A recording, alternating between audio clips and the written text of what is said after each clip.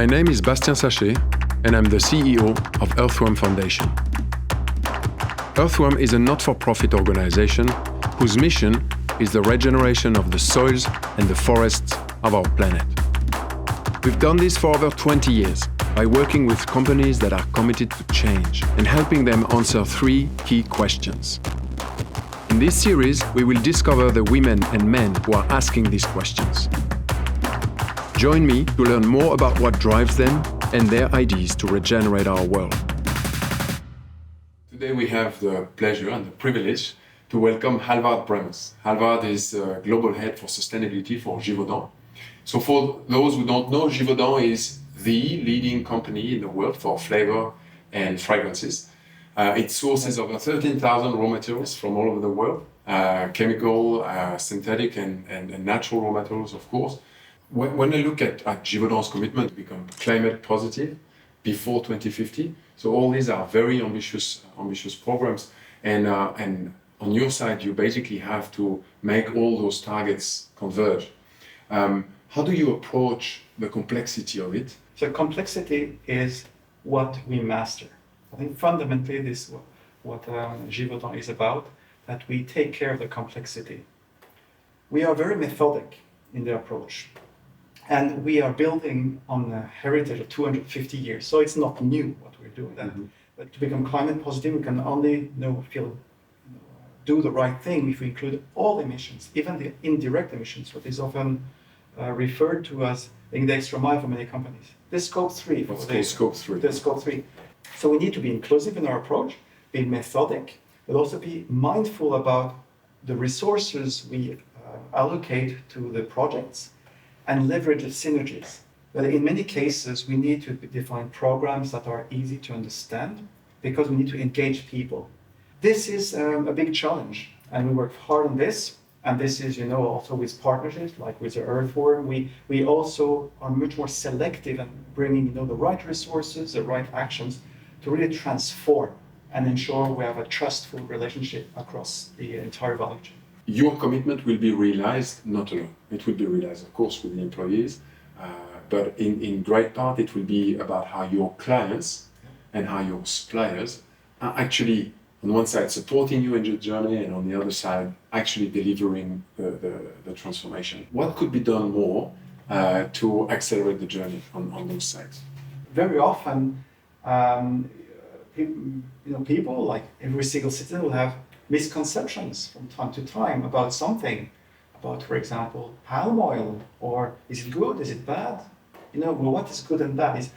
And very often the world is trying to solve these challenges by bringing more certifications, more labels, etc. Very often progress and sustainability is not seen as something that can go together.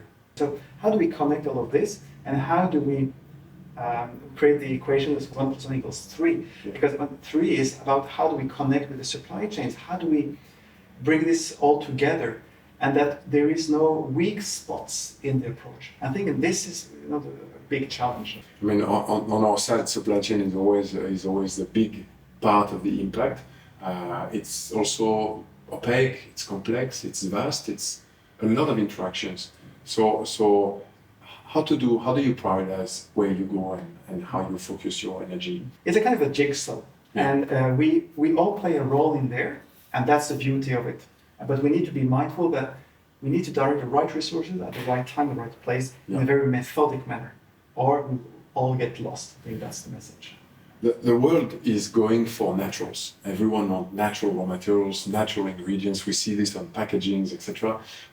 Some argue that there is such a limit on getting naturals that we need to just abandon the idea. What's your view on that strategically? And is there a strategy to increase the share of naturals or produce more? But there's a space for naturals. There's a space for synthetic materials that are naturally derived or petrochemically derived. But also there are new innovations that are coming along the way. You mentioned the vetiver. Vetiver is a phenomenal raw material, not only because it's olfactive value, but also how we approach vetiver, the entire supply chain of vetiver. We are upcycling spent vetiver roots to create vetivin. It's an active ingredient for active beauty. I think this is a true nature of sustainability, is to approach this in an inclusive manner. Yeah. But also, what can we do? The what-if scenarios.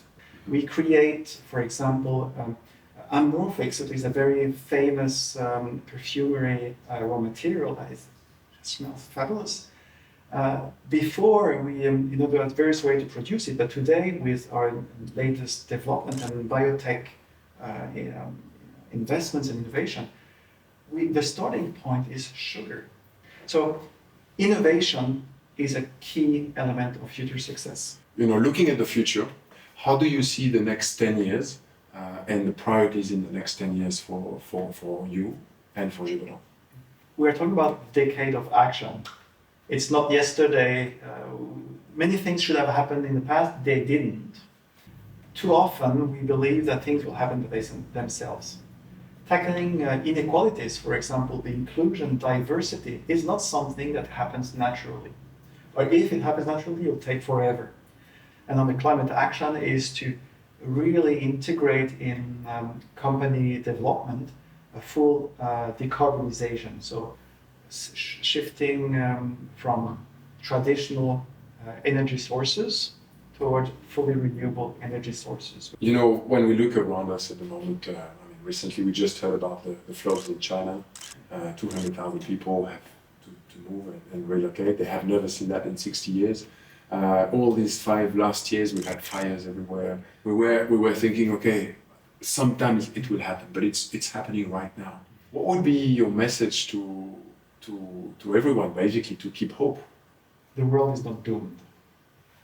We talk about climate change. We often hear now the word climate emergency, climate crisis. It also brings, a lot of negativity and a lot of hope. And hope is essential. We all have an ability to respond to what's going on in the world. We can all do something. So we need to work on climate resilience. We need to further address climate change and reducing and eliminating our resilience on fossil fuels. Power everything with renewable energy. It is possible. It's not a challenge. It's a situation. And as humans, we need to deal with it in a very positive way. Working in sustainability and having an impact on the world is clearly something that we find as very common and present in younger generations. To a young professional that wants to work in that tech sector and maybe looks up at your position as an objective maybe in the future, what would you tell him? Experience the real world will be my advice. Don't be biased in your opinions. It's a question of perspective. And by not embracing challenges, by not going where problems are, these will not be solved. So my advice to young generations, if you see a problem or a challenge, this is where to start. Dive in. Dive in. Okay, I think that's a good way to conclude. I want to thank you, Hal, for the exchange. It's been great to share this with you. Thank you. And hopefully there's some good messages that people can take away from this discussion. Thanks. Thank you.